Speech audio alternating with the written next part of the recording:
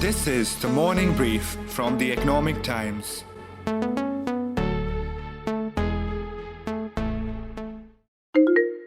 I definitely think that there is need for Zomato to kind of come out in the open, talk about this, and address the fears which public market investors are having.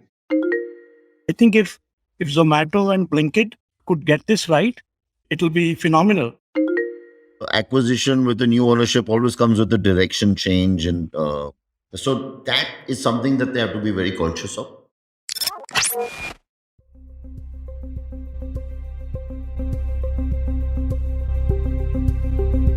Last week, two developments put the spotlight right back on quick commerce, a space that's been seeing billions of dollars, jittery investors, and hyper competitive rivals.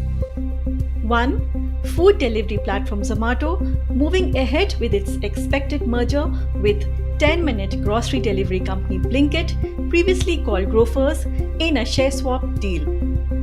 And two, Zomato announcing a loan of $150 million to Blinkit in the form of debt. Both stories had Deal Street buzzing, and how?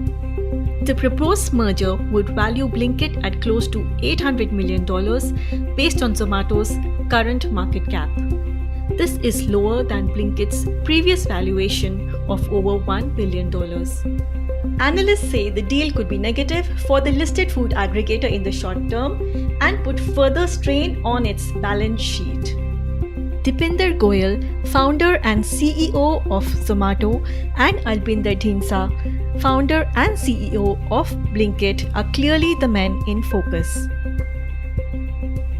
So why is Zomato, which is still making losses, placing further bets on Blinkit, which is also loss-making? And why is it revisiting grocery, a category it exited last year, to focus on its core food delivery business? Is the cash burn happening all across e-commerce even sustainable, and for how long? And most importantly, what does this mean for investors, quick commerce and food tech, which is seeing big ticket players including Swiggy Instamart, Reliance-backed Dunzo, the Tata Group-owned Big Basket, Amazon Fresh, Flipkart and Zepto either raising funds or quickly ramping up last mile reach? We break down what's currently the hottest story playing out in the sector.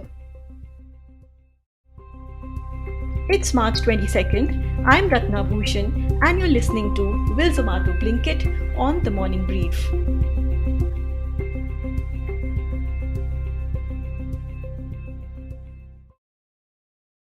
For reporters who've been covering these companies for many years, there was the first news about these two companies looking at a potential merger. The rumors were actually coming in back in 2020, actually, just a few months before the pandemic hit. And that was the major buzz in the deal street. I think the merger was kept at the back burner because of the fact that, Zomato was also very actively trying to look at an IPO. That was my colleague and senior assistant editor at the Economic Times, Tarush Bhalla, who's broken some of the biggest stories in retail tech. If you were to ask me this question in 2019, before the onset of COVID, I would have said it's not a right decision. And as far as possible, Zomato should avoid any such merger. But fast forward 2.5 years, we see convergence of demand happening. I think this merger would strengthen the management prowess at Zomato, Blinkit. And that was Jaspal Sabharwal, veteran private equity executive and co-founder of food data platform TagTaste, giving us a glimpse of the deal that's perhaps been waiting to happen. Previously with Everstone Capital, Jaspal has structured various marquee consumer-facing deals, including bringing Burger King to India. The rationale for Zomato would be if they've got in at a very attractive valuation. So Zomato has been, trying to enter this grocery segment, and now what's called this, instant grocery segment, very actively for the last 2 years since the beginning of COVID. And they've had, various, I would say, unsuccessful attempts at kind of entering the grocery business, trying to do it themselves, allying with other players. And, their key competitor Swiggy has had, I think, far more successful foray through Swiggy Instamart. Whether it's going to play out from a financial and a shareholder valuation perspective would really honestly depend on the transaction investment details, which have not fully been disclosed as yet. We also just heard Samir Kuckreja, present generation member of the family which originally started India's first fast food restaurant chain Nirula's, worked briefly as president of Zomato's cloud platform and now runs Tasanaya Hospitality. Jaspal, Samir and Tarush, welcome to the Morning Brief. We reached out to Zomato and Blinkit, but they did not offer comments for this podcast. Last month, Zomato, which already owns 10% stake in Blinkit, announced another investment of $400 million in quick commerce, calling it a, and I quote, hugely addressable market, hinting at another possible acquisition. Tarush, tell me, is investor pressure also leading to the merger? What are your sources saying? You have to kind of also now see things from Zomato's perspective, which is answerable quarter on quarter to its investors and shareholders. If you notice the October, November, and December quarter, rather, it was largely a flattish growth for them. Investors want growth or some line towards profitability. Zomato has shrunk its losses, but again, growth is not being shown, top line is not increasing. So now when these two entities come together and if, let's say, the deal comes through in the next 2 quarters is what we're hearing, if the CCI gives its approval and everything goes as planned, you will start subsequently in the next few quarters, both these companies showing consolidated top line results. Zomato stock has corrected almost 50% from its peak. Jaspal, what lies ahead in the short term for Zomato's investors? So, Ratna, first thing first, I would say it is unfair to use speculative market peaks as a measure of merit.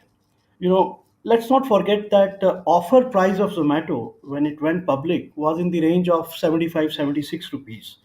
So that, to my mind, is the base case.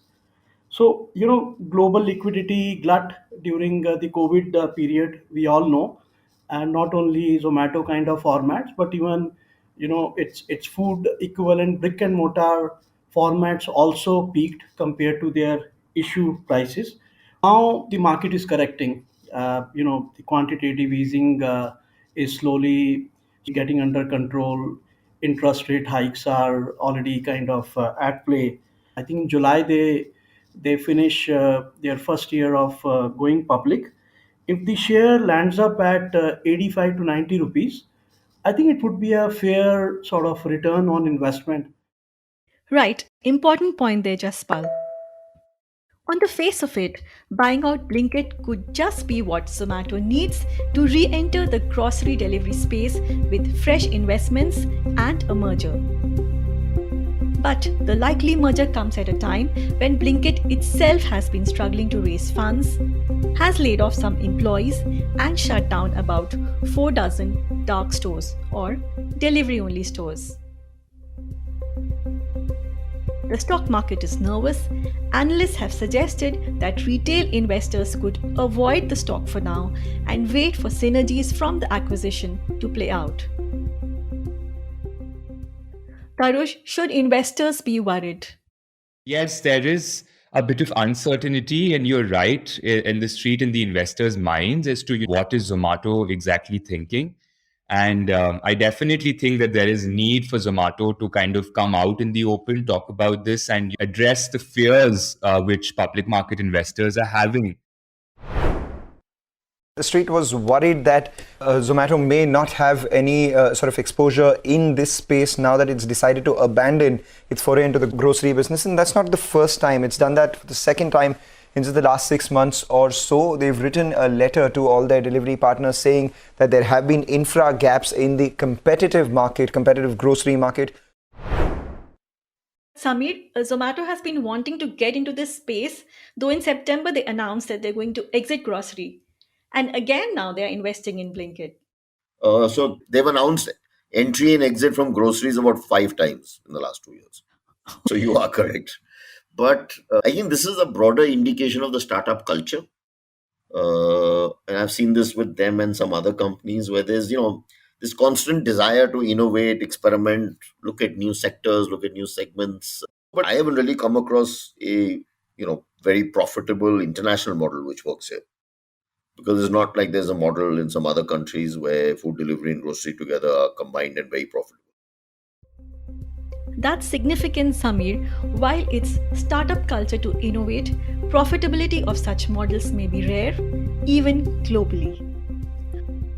Tarush, what's behind the change in strategy? Or was this always part of the larger plan? It's very interesting that Zomato right before the listing talks about a massive quick commerce strategy, a grocery delivery strategy, and then they suddenly get listed and they say they have no plans whatsoever. Now they're back looking at this deal. So I think that this deal was always in their minds. It was not that they were not actively thinking about it, but they were just waiting for the right time for it. And they didn't want to kind of spook the market further by saying that, hey, we are going into groceries, but also in a certain way acquiring for consolidation or increasing of market share. So, is this cash burn sustainable and for how long? Here's Jaspal's advice. It's a very good question, Ratna. So there are two angles to this question. One is how much cash do they have on their balance sheet, and the second one is ability to do follow-on fundraise. I think Zomato has had a very good track record of raising funds for the past 7 8 years, and that too from marquee investors. But going forward, the important point is that a strain on balance sheet is one thing, but how do you avoid this strain? If this merger is to happen, Zomato will have to be penny focused because it can no longer afford to be dollar focused. They have their model which is pretty much under control. Blinkit would be a dollar focused business because they still have to undergo some more morphing. They would need a lot of investment, a lot of backup. I think is something like a fine balance that Dipinder and Albinder would have to kind of maneuver. What that means is Zomato could do better by focusing on day to day operations and let Blinkit scale up rapidly, which could be the clincher for the deal to benefit both. The merger will obviously put further strain on the balance sheet of Zomato. Tarush, what's your estimate of their turnaround time? See, definitely this is not a sustainable business, right? A lot of individuals are putting the writings on the wall that, quick commerce is a high cash guzzling business. And that's a very, very harsh model also on delivery personals.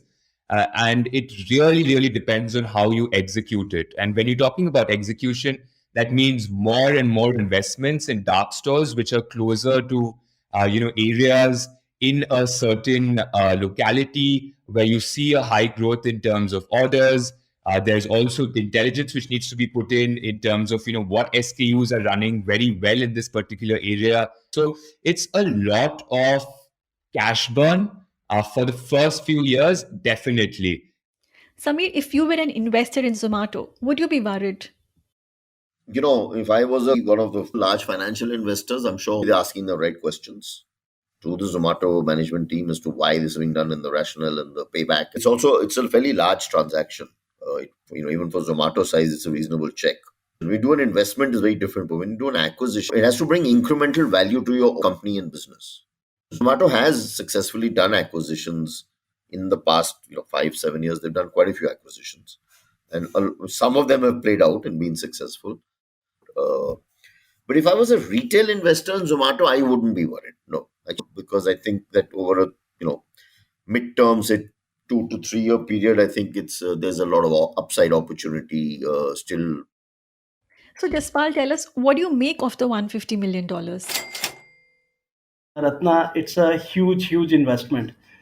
In the conventional private equity models, we use such massive investments in synchronization with time, and we never try to buy time or acquire customers at rates or pace that are not sustainable. I think this is something that Albinder and Blinkit team would have to demonstrate. $150 million is definitely a very solid amount, enough to get their final morphing right, and enough to kind of merge with Zomato, so that they are able to capture the convergence that is taking place in the marketplace. So it's good to buy time, but accountability has also got to be finite. It cannot be infinite, that one day I'll make money. 7 years, 8 years, I think they will have to be upfront now that they are in the public domain as a listed company. Tarush says this debt of $150 million is basically for Blinkit to sustain operations till the deal is closed. So what we're hearing is just money for them to sustain until the deal is done. We were first hearing that there were also talks of it being convertibles. With this entire market meltdown that we're seeing, Zomato's investors had to reopen the negotiations again. But this 150 million for now is purely debt. And also potentially this could be converted as equity at some point of time. The talks are still in early stages, and how this 150 million or what percentage of it would be put into Blinkit is still to be seen. That's interesting. While we wait to see how the deal plays out, I'm curious about how the online grocery model is different from food delivery and if the business models actually benefit each other. Samir, can you tell us a bit about that? So, online grocery, from what Blinkit and some of the other players are trying to do now, which is this 10-minute, or, this is all it's very new. Uh, to me, honestly, there is probably a small market for this instant delivery business, but I think there's a large opportunity for the just, you know, prompt grocery delivery. That's what will actually challenge and threaten the kiranas. The synergy between the grocery and the food delivery, to me, would come in the better utilization of the delivery teams and the logistics teams which manage the delivery, where the grocery ordering peaks are not necessarily the same as the delivery ordering peaks. So delivery ordering in India is very skewed today towards meal times, with a significant part of it being in dinner. That's not a traditional time to order groceries. So grocery ordering traditionally is first half of the day. There could be synergy in better utilization of the teams, and better scheduling and better logistics. So, do we see increasing consolidation in the grocery food ecosystem? Here's Tarush giving us the fine print on what to expect next.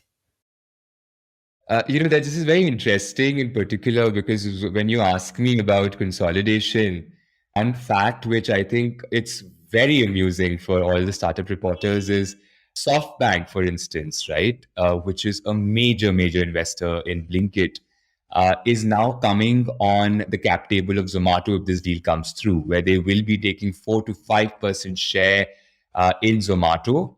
And, why this is interesting is because SoftBank took a very big bet last year by participating in Swiggy's, massive funding round.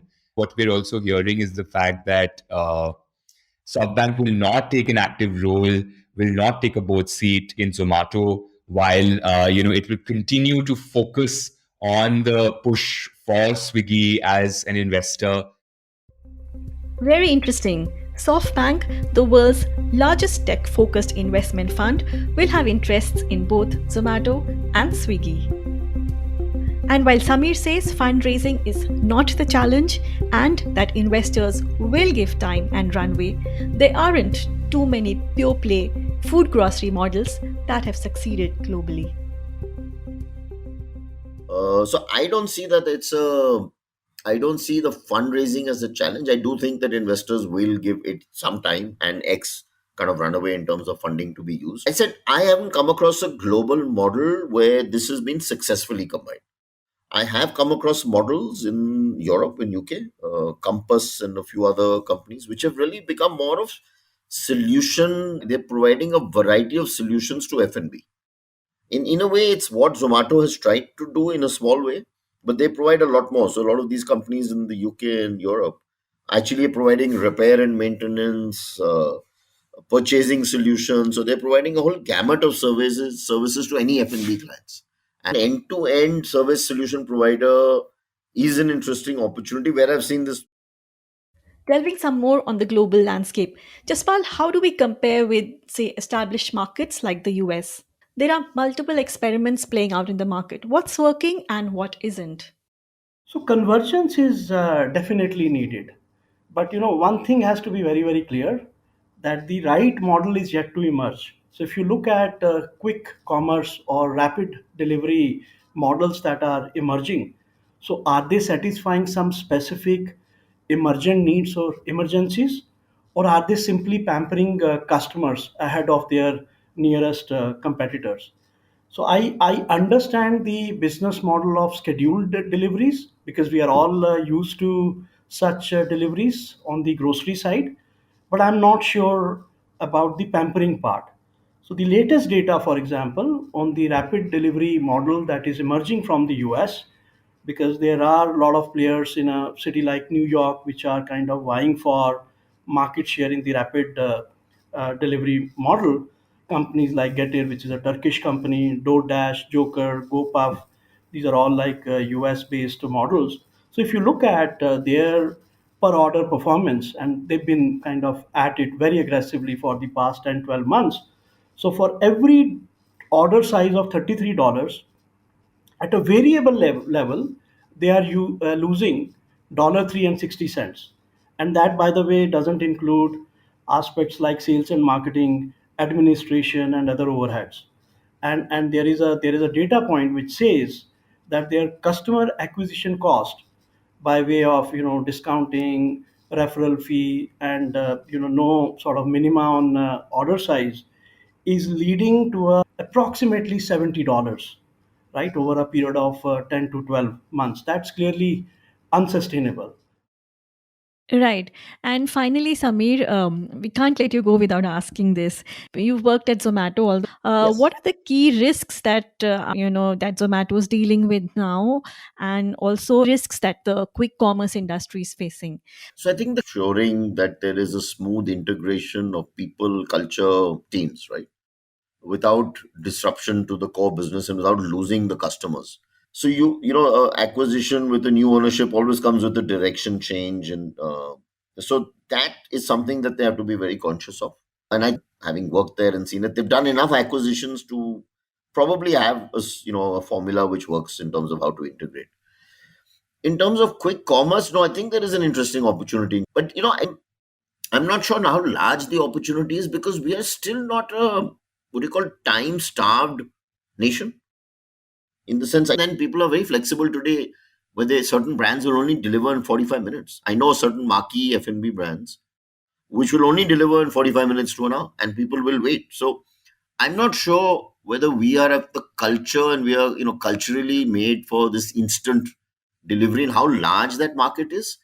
However, with the millennials and the younger generation, there is obviously a growing need. I mean, the fact that there are so many players in this thing, and it's grown in the last few years, obviously means there is a demand. Crucial point, Samir. Not only is the game about integrating the two businesses effectively, but also creating demand in a space a lot of consumers aren't seeking in the first place. The game is obviously turning bigger, more high stakes, and faster. Tarush sums it up. There's definitely heat in the market, right? We are not talking about smaller brands anymore. We're talking about the Tatas, we're talking about the Jio, we're talking about Amazon. So, and these have very deep pocketed institutions, right? Where we see there could be price wars that could be coming in. Of course, the focus is on ensuring that it reaches your doorstep at 10 minutes or 15 minutes, as whatever the clears are claiming. But it's not going to be an easy game. It's going to be a cash burn game.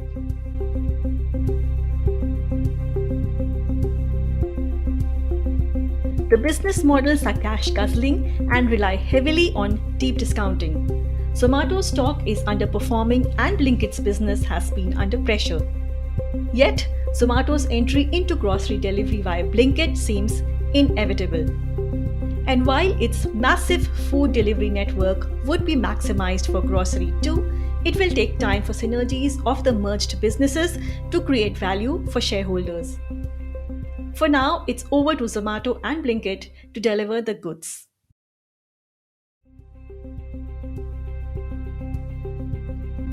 I'm Ratna Bhushan, and you've been listening to Will Zomato Blinkit on The Morning Brief. This episode was produced by Surabhi Modi from The Economic Times and Varun Kapahi from Awaz. Sound editor Swati Joshi from Awaz. Executive producer Arijit Barman from The Economic Times. We're signing off and hope you enjoyed listening to the episode. Do send in your feedback to themorningbrief@timesgroup.com and do share the episode on your social media networks.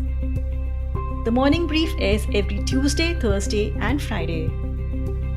Thank you for listening and have a nice day ahead. All external sound clips used in this episode belong to their respective owners. Credits are mentioned in the description box.